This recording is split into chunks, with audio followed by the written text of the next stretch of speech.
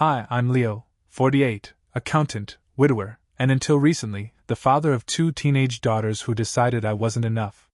When you raise kids alone for 15 years, you get used to exhaustion. You stop buying new clothes. You skip dinners out. You tell yourself, this is temporary, I'm building them a future. Except sometimes, the future builds without you. That morning outside the courthouse, I kept replaying one question in my head: what did I do wrong? Camila, 17, was scrolling her phone, pretending not to see me. Sophia, 16, looked at me like I was a stranger blocking her view. Their mother, my ex-wife, Vanessa, stood beside her new husband, Mark, who had the kind of smile that made you want to throw a punch and wash your hands after. Are you sure about this? I asked, my voice shaking but calm. You're choosing to let another man adopt you. That means... Camila cut me off. It means we finally get a real father, not one who's obsessed with bills and coupons. Sophia snorted. Mark understands us. He's taking us to Europe this summer. He actually cares. 15 years of sacrifice, erased in a single sentence. When the judge asked if they were certain, Camila answered first. Yes, Your Honor. He's the father we deserve. The gavel struck. The sound echoed through my skull like a gunshot. They ran to him, to them, hugging, crying, thanking. I just stood there, smiling like a man at his own funeral. When Mark looked up and smirked at me, I knew what that smile meant. It wasn't love that motivated him. It was something colder. Calculation. That night, I opened my laptop and stared at the spreadsheet that had been my life. Tuition payments, health insurance, rent, groceries, everything balanced down to the last cent. My savings, $447,000. The trust fund my late mother left for the girls, $2 million. 15 years of scrimping and sacrificing. And they just signed it all away without knowing it.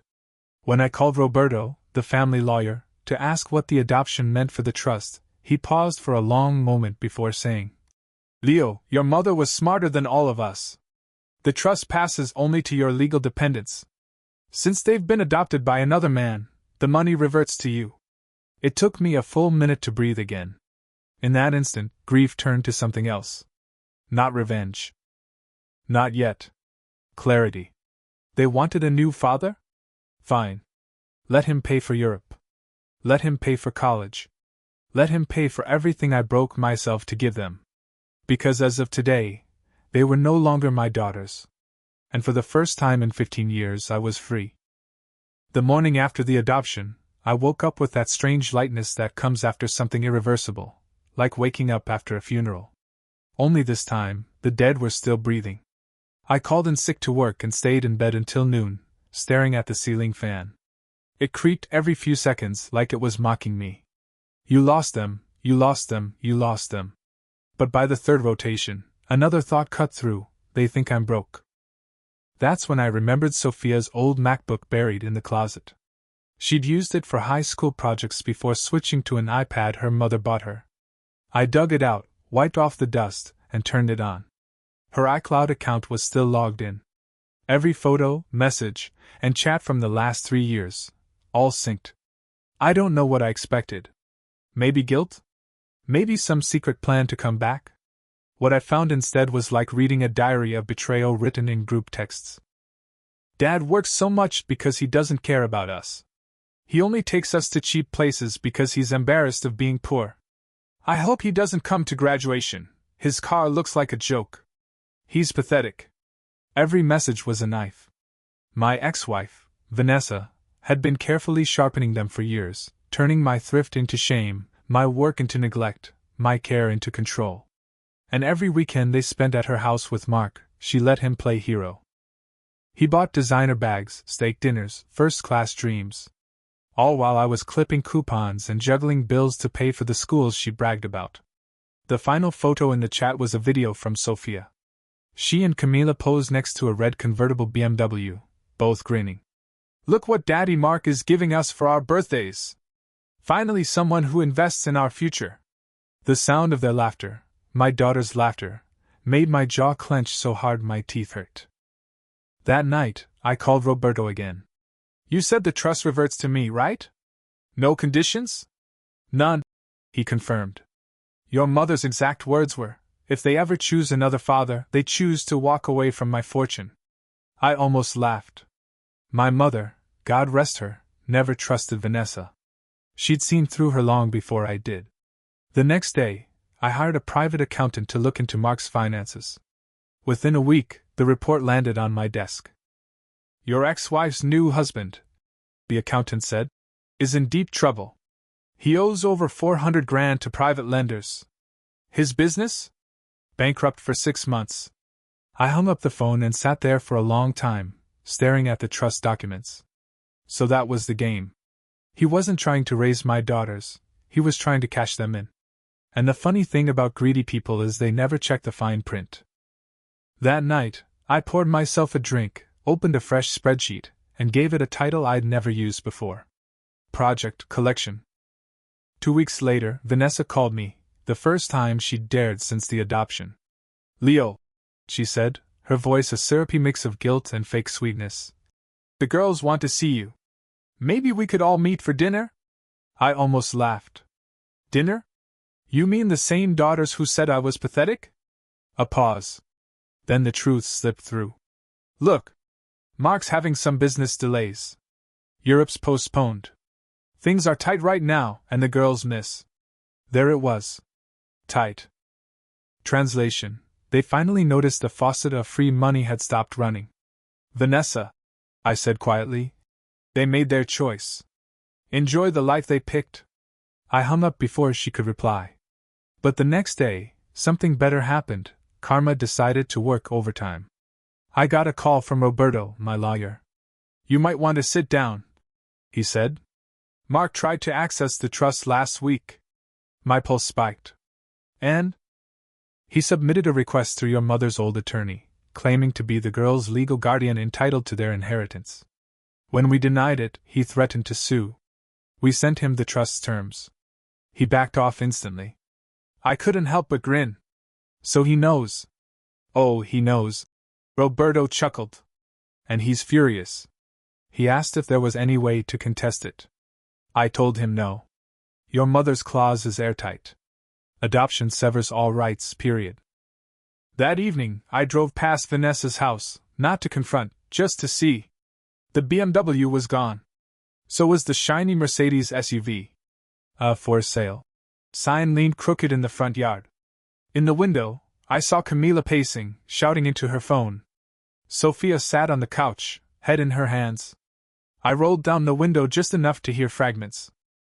He said he'll fix it. Mom, I can't go back to public school. I thought we were rich. It was like watching a movie I'd already seen, but this time, I wasn't in it. That night, for the first time in years, I didn't check my bank app before going to bed. I didn't think about tuition, groceries, or bills. I slept 8 full hours. But peace didn't last long. 3 days later, Mark showed up at my office. No appointment. Just stormed in, smelling like expensive cologne and desperation. You think you won, huh? He snapped. You're laughing while your daughters suffer. I stood calm. I didn't make them suffer, Mark. You did when you tried to buy them. He slammed his hands on my desk. You give me that money, or I swear I'll. Careful, I said softly. You're threatening a man who documents everything. He froze. I know about your debts, I continued. The offshore accounts. The fake invoices.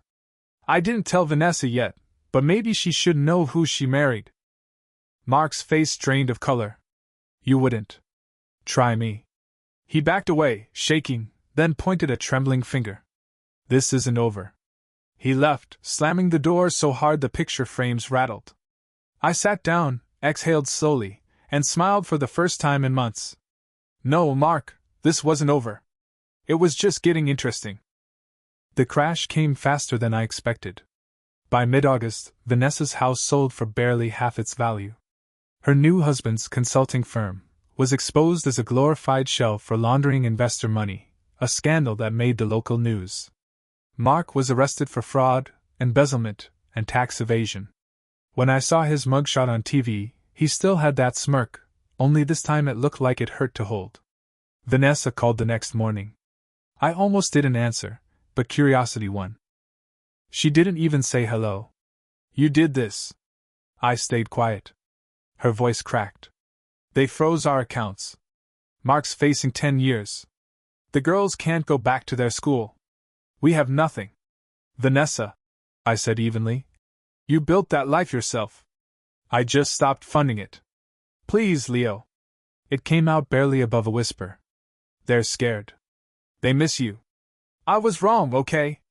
We all were. Can you just help us get through this? It was surreal, hearing the woman who once mocked my thrift now beg for grocery money. I took a breath. Vanessa, I'll never let my daughters go hungry. But I won't bail out a fraud or the woman who handed my kids to him. She started sobbing. I almost felt pity, almost. 2 days later, Camila texted me for the first time in months. Dad, can we meet? I didn't respond right away. When we finally met at a small diner, she looked smaller, fragile in a way arrogance used to hide. Mark's gone, she said quietly. Mom says we might have to move into Grandma's old place. I just wanted to say, I'm sorry. I stirred my coffee, staring at the reflection of her in the cup. Sorry for what, Camila? For choosing someone else to call Dad, or for realizing he couldn't pay for it? Tears filled her eyes. I didn't know. I thought you didn't care. Mom said. Mom said a lot of things. I interrupted softly. And you believed all of them because they were easier than the truth, that I worked myself half dead for you. Silence hung between us like static. Then she whispered, Can we come back home?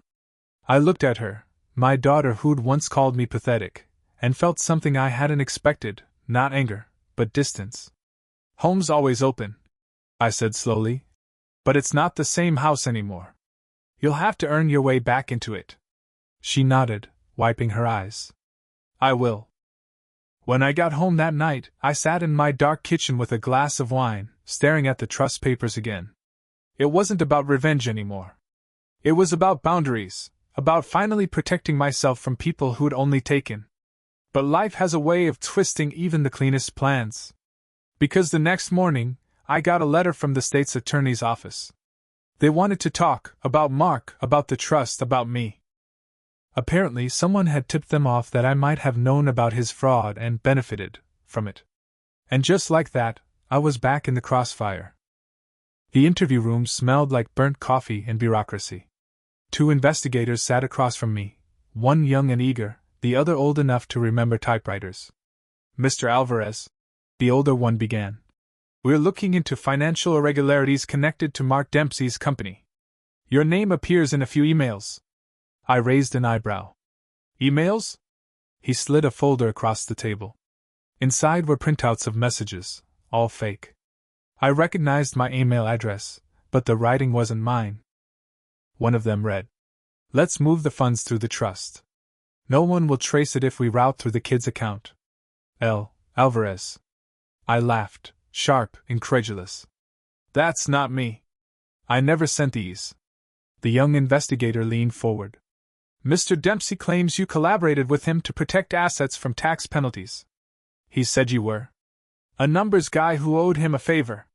For a second, I just stared at the papers. Then I realized what had happened. Mark had panicked. When he realized I wasn't going to save him, he dragged my name into his mess.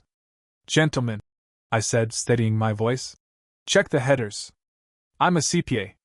I know exactly what to look for. Those emails were spoofed, the syntax is all wrong. He doesn't even know I used 2-factor authentication. The older one nodded. We'll verify that. 3 hours later, I walked out, exhausted but oddly calm. Because I knew how this would play out. Mark was desperate, cornered, and drowning. He'd throw anyone he could under the bus, even the man whose kids he'd stolen. Still, I didn't feel relief. I felt something closer to disgust. That night, I opened my old files and printed every tuition receipt, every medical bill, every expense I'd paid for my daughters over 15 years. I stacked them neatly, sealed them in an envelope, and wrote on the front, For Camila and Sophia, when you're ready to understand. Then I drove to their mother's crumbling rental house.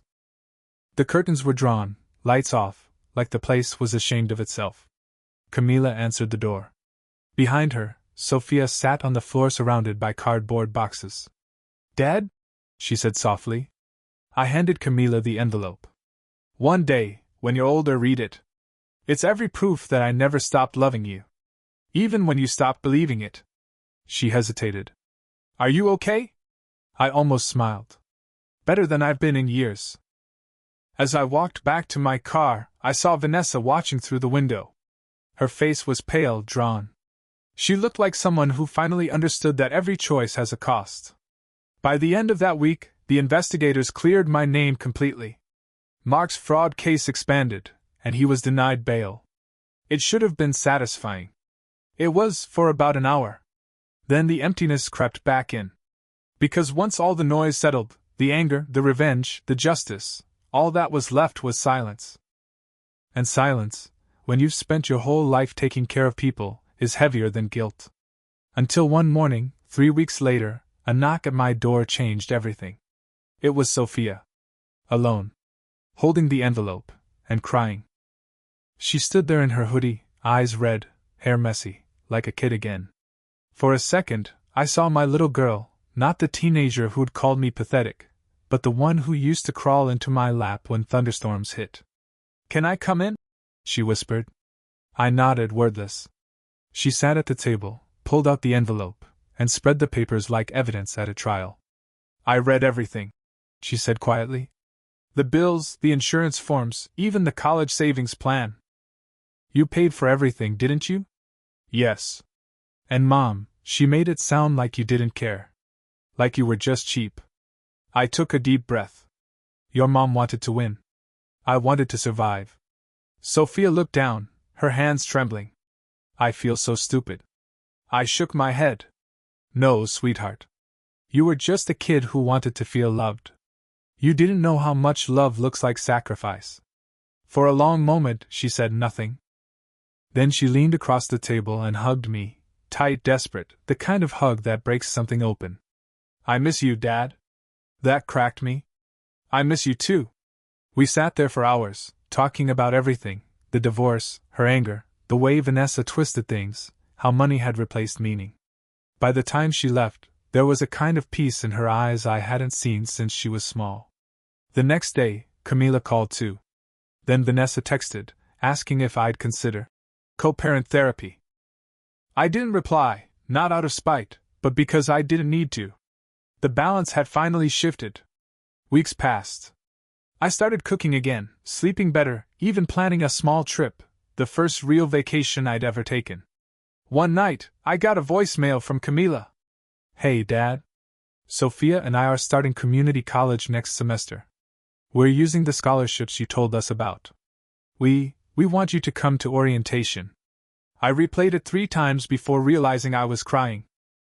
Not because I'd gotten my daughters back, not fully, not yet, but because for the first time, they were reaching toward me on their own. That night, I opened my laptop one last time, deleted the spreadsheet labeled Project Collection, and started a new one. Title, Project Forgiveness. And under the first cell I typed, Step 1, stop keeping score. Then I closed the computer, poured a glass of wine, and whispered into the quiet. I'm finally done being the villain in someone else's story. Because the truth is, sometimes freedom doesn't look like winning. It looks like walking away, and letting them see, someday, who you really were all along.